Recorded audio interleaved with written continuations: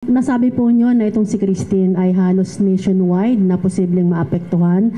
Sa mga nagdaang bagyo, ano pong bagyo ang maaari nating ma-compare dito po sa bagyo nating si Christine? Kung maalala po natin, halos same track siya ni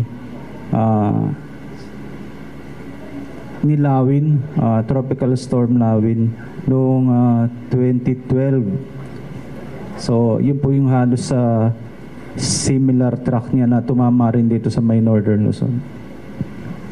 Ano po yung mga particular na mostly po na posibleng maapektuhan nitong bagyo na ito?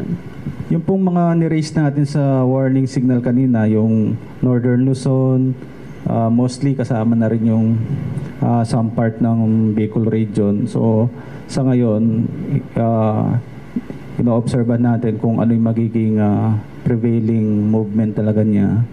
So hindi hintay natin until tomorrow, determine na natin kung baba hanggang dito sa may Central Luzon yung kanyang epekto. Posible po ba na ito pong bagyo ng si Christine ay maging super typhoon tulad po ni Lawin?